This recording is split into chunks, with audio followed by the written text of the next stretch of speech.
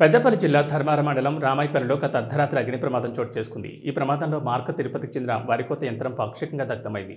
యజమాని తెలిపిన వివరాల ప్రకారం గత సాయంత్రం తనకున్న హార్వెస్టర్ను వాటర్ సర్వీసింగ్ చేయించుకో రాత్రి సమయంలో ఓ ఖాళీ స్థలం వద్ద పార్కింగ్ చేసి ఇంటికి వెళ్లాడు. ఉన్నట్టుండి అర్ధరాత్రి 1 గంట ప్రాంతంలో హార్వెస్టర్కు మంటలు అంటుకోవడంతో ఆ పక్కనే ఉన్న ఇంట్లో వారు గమనించి యజమానికి సమాచారం అందించి నీటితో మంటలను ఆర్పివేశారు.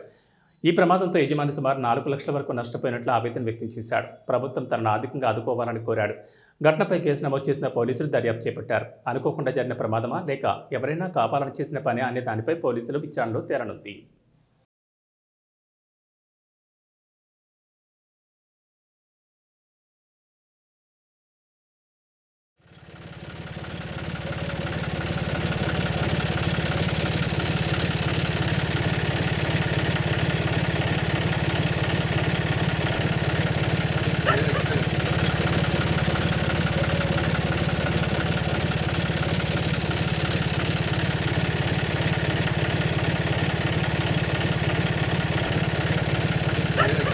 మిషన్ని నిన్న ధర్మారం తీసుకెళ్ళి సర్వీసింగ్ తీసుకొచ్చి బండి ఇక్కడ పార్కింగ్ చేసిన.